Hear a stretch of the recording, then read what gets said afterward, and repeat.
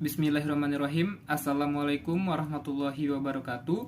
Saya mahasiswa dari Universitas Pamulang, Fakultas Ekonomi dan Bisnis, Program Studi Sarjana Akuntansi. Perkenalkan, nama saya Ahmad Sadam Kurtusi dan rekan saya Dini Rahmawati. Saya pribadi akan menjelaskan tentang ekonomi pembangunan dalam perspektif syariah, mata kuliah ekonomi syariah dengan dosen pengampu Bapak Hadi Prana Abadi, SPDI MPD. Pengertian ekonomi pembangunan dalam Islam.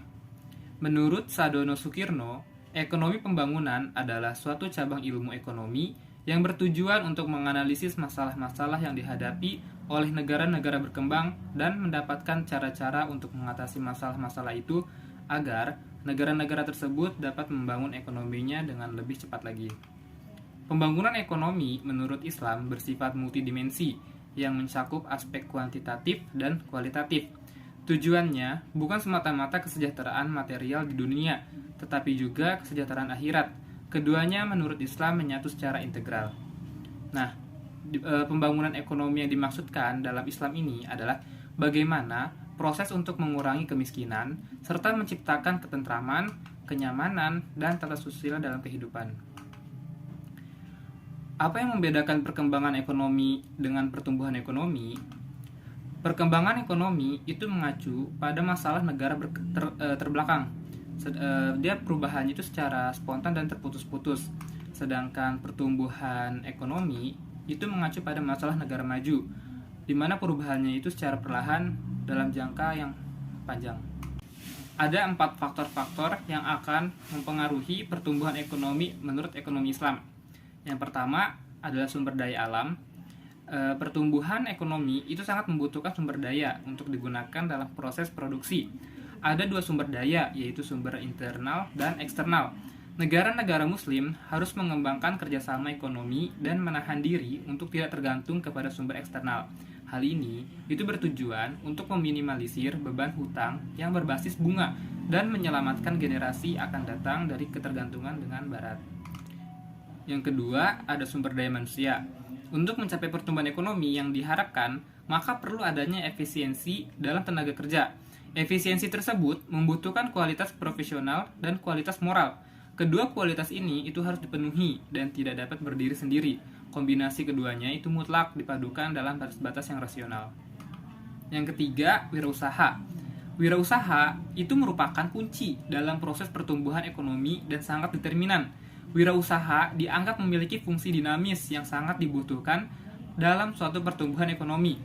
Nabi Muhammad SAW dalam beberapa hadis menekankan pentingnya wirausaha. Dan yang keempat, ada teknologi, di mana kemajuan teknologi itu mencakup 2 bentuk, yaitu inovasi produk dan inovasi proses. Inovasi produk berkaitan dengan produk-produk baru yang sebelumnya tidak ada atau pengembangan produk-produk sebelumnya. Sedangkan inovasi proses merupakan penggunaan teknik-teknik baru yang lebih murah dalam memproduksi produk-produk yang telah ada. Integrasi pertumbuhan dengan pemerataan atau growth with equity. Dr. Muhammad Qala'ah J. dalam buku Mabahits fi al-Iqtisad al-Islami mengatakan bahwa salah satu tujuan ekonomi Islam adalah mewujudkan pertumbuhan ekonomi. Tetapi dalam poin ini terdapat sebuah pertanyaan besar, yaitu apakah yang menjadi prioritas dalam pertumbuhan ekonomi itu pemerataan atau pertumbuhan itu sendiri? Jawaban pertanyaan tersebut adalah bahwa Islam membutuhkan kedua aspek tersebut, baik pertumbuhan maupun pemerataan, dibutuhkan secara simultan.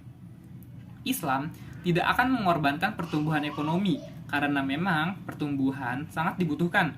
Pada sisi lain, Islam juga memandang pentingnya pemerataan karena pertumbuhan ekonomi tidak menggambarkan kesejahteraan secara menyeluruh, terlebih apabila pendapatan dan faktor produksi banyak terpusat bagi sekelompok kecil masyarakat. Menurut M. Umer Kapra, ada 5 unsur yang harus dilakukan untuk mewujudkan pemerataan. Yang pertama, mengadakan pelatihan dan menyediakan lowongan kerja bagi pencari kerja, sehingga terwujud full employment. Yang kedua, memberikan sistem upah yang pantas bagi karyawan. Yang ketiga, mempersiapkan asuransi wajib untuk mengurangi pengangguran, kecelakaan kerja, tunjangan hari tua, dan keuntungan-keuntungan lainnya. Yang keempat, memberikan bantuan kepada mereka yang cacat mental dan fisik agar mereka hidup layak. Dan yang kelima, itu mengumpulkan dan mendayagunakan zakat, infak, dan sedekah melalui undang-undang sebagaimana undang-undang pajak. Ada 4 dasar filosofis pembangunan ekonomi. Yang pertama, tauhid rububiyah. Tauhid rububiyah itu menyatakan dasar-dasar hukum Allah untuk selanjutnya mengatur model pembangunan yang berdasarkan Islam. Yang kedua, ada keadilan, di mana dalam pembangunan yang tidak senjang, tetapi pembangunan ekonomi yang merata. Yang ketiga, ada khilafah, di mana manusia itu adalah wakil Allah di muka bumi untuk memakmurkan bumi dan bertanggung jawab kepada Allah tentang pengelolaan sumber daya yang diamanahkan kepadanya. Yang keempat, ada tazkiyah, yaitu mensucikan manusia dalam hubungannya dengan Allah, sesamanya, dan alam lingkungan, masyarakat, dan negara. Prinsip-prinsip pembangunan ekonomi menurut Islam. Pembangunan ekonomi dalam Islam bersifat komprehensif dan mengandung unsur spiritual, moral, dan material. Pembangunan merupakan aktivitas yang berorientasi pada tujuan dan nilai. Aspek material, moral, ekonomi, sosial, spiritual, dan fiskal tidak dapat dipisahkan. Kebahagiaan yang ingin dicapai tidak hanya kebahagiaan dan kesejahteraan material di dunia, tetapi juga di akhirat. Fokus utama pembangunan adalah manusia dengan lingkungan kulturalnya. Ini berbeda dengan konsep pembangunan ekonomi modern yang menegaskan bahwa wilayah operasi pembangunan adalah lingkungan fisik saja. Dengan demikian, Islam memperluas wilayah jangkauan objek pembangunan dari lingkungan fisik kepada manusia. Pembangunan ekonomi adalah aktivitas multidimensional, sehingga semua usaha harus diserahkan pada keseimbangan berbagai faktor dan tidak menimbulkan ketimpangan. Penekanan utama dalam pembangunan menurut Islam terletak pada yang pertama, pemanfaatan sumber daya yang telah diberikan Allah kepada umat manusia dan lingkungannya semaksimal mungkin. Yang kedua, pemanfaatan sumber daya tersebut melalui pembagian, peningkatannya secara merata berdasarkan prinsip keadilan dan kebenaran. Islam menganjurkan sikap syukur dan adil, dan mengutuk sikap kufur dan zolim. Ada beberapa tokoh muslim terkemuka yang turut berkontribusi dalam mengembangkan ekonomi Islam, seperti Al-Ghazali, Ibnu Taimiyah, Ibnu Khaldun, dan masih banyak lagi. Nah, dari para tokoh-tokoh tersebut, itu mereka mendapatkan hasil pemikiran masing-masing, seperti dalam teori sistem ekonomi, di mana Abu Ubaid menekankan keadilan sebagai prinsip utama dalam perekonomian, keseimbangan antara hak-hak individu, publik, dan negara, dengan kepentingan publik berada di atas kepentingan individu. Kepemilikan tanah oleh individu diletakkan dalam konteks perbaikan produksi pertanian. Sumber daya publik seperti air, padang rumput, dan api berada dalam kepemilikan negara yang digunakan untuk memenuhi kebutuhan masyarakat. Adapun dari Ibnu Taimiyah, beliau berpendapat, perekonomian berdasarkan pada mekanisme pasar dengan kebebasan keluar masuk pasar dan harga sepenuhnya ditentukan oleh mekanisme pasar. Intervensi harga oleh pemerintah dibenarkan untuk menegakkan keadilan serta memenuhi kebutuhan dasar masyarakat. Pasar harus dibersihkan dari praktik monopoli, pemalsuan produk, dan praktek-praktek bisnis yang tidak jujur lainnya. Selanjutnya dari teori harga, Abu Yusuf berpendapat menentang penetapan harga taksir oleh pemerintah, mendorong pemerintah untuk memecahkan masalah ketika kenaikan harga dengan menambah penawaran dan menghindari kontrol harga. Ibnu Taimiyah berpendapat bahwa harga ditentukan oleh interaksi antara kekuatan permintaan dan penawaran. Praktik monopoli dilarang untuk menjamin harga yang adil bagi masyarakat. Harga akibat ketidaksempurnaan pasar akan mempengaruhi kesejahteraan, sehingga intervensi pemerintah dibenarkan. Sedangkan menurut Ibnu Khaldun, beliau berpendapat bahwa harga adalah hasil dari hukum permintaan dan penawaran. Jika suatu barang langka dan banyak diminta, maka harganya tinggi. Jika suatu barang berlimpah, maka harganya rendah. Harga suatu barang terdiri dari 3 unsur, yaitu gaji untuk produsen, laba untuk pedagang, dan pajak untuk pemerintah.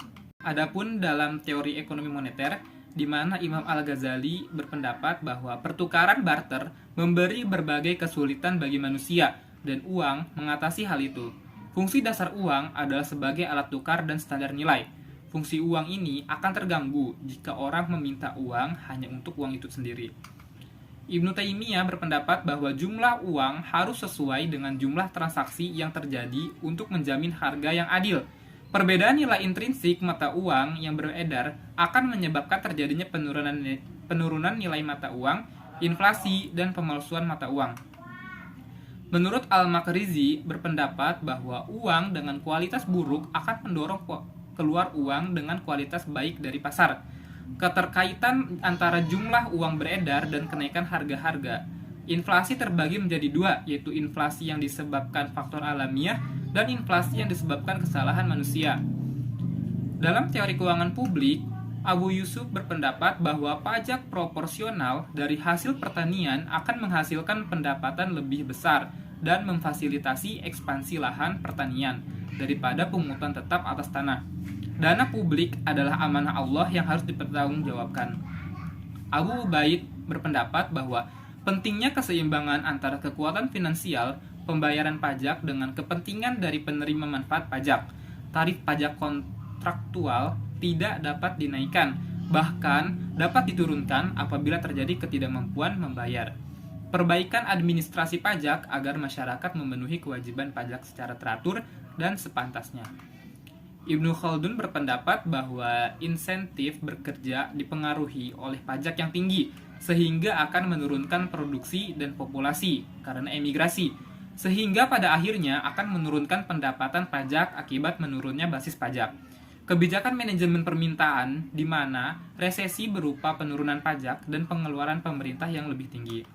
Dalam ekonomi pembangunan, Al-Syaibani berpendapat bahwa usaha-usaha perekonomian terbagi atas 4 macam, yaitu sewa-menyewa, perdagangan, pertanian, dan perindustrian. Sektor pertanian lebih utama karena memproduksi berbagai kebutuhan dasar manusia yang sangat menunjang dalam melaksanakan berbagai kewajibannya. Dari segi hukum, usaha-usaha perekonomian terbagi dua, yaitu fardu kifayah dan fardu ain. Menurut Imam Al-Ghazali, produksi barang-barang kebutuhan dasar adalah kewajiban sosial. Aktivitas produksi dibagi dalam 3 kelompok, yaitu industri dasar, aktivitas penyokong, dan aktivitas komplementer yang terkait dengan industri dasar. Untuk meningkatkan kemakmuran ekonomi, negara harus menegakkan keadilan, kedamaian dan keamanan, serta stabilitas. Sedangkan menurut Sahwaliullah berpendapat bahwa konsentrasi pendapatan akan membawa pada produksi barang-barang mewah di perekonomian yang menyebabkan hal-hal yang tidak diinginkan secara sosial yang pada akhirnya akan meningkatkan penderitaan kaum miskin. Dalam sistem pengamanan sosial, Ibnu Hazm berpendapat bahwa kebutuhan dasar terdiri dari makanan, minuman, pakaian, dan tempat tinggal. Pemerintah bertanggung jawab untuk menjamin kebutuhan dasar kelompok miskin. Sedangkan Ibnu Taimiyah berpendapat bahwa setiap orang harus dijamin standar hidup minimumnya agar dapat menjalankan kewajibannya terhadap keluarga, masyarakat, dan Tuhan. Aktivitas pertanian, industri, dan komersial yang diperlukan untuk memenuhi kebutuhan dasar hukumnya adalah fardu kifayah. Al-Syaitibi berpendapat bahwa syariah bertujuan untuk mewujudkan kemaslahatan manusia di dunia dan di akhirat. Kemaslahatan manusia dapat terrealisasi apabila 5 unsur pokok kehidupan diwujudkan dan dipelihara, yaitu agama, jiwa, akal, keturunan, dan harta. Makasih terbagi atas 3 tingkatan, yaitu daruriyat, hajiyat, dan tahsiniyat. Demikian penjelasan yang dapat saya sampaikan, lebih kurangnya mohon maaf. Wabillahi taufiq wal hidayah. Wassalamualaikum warahmatullahi wabarakatuh.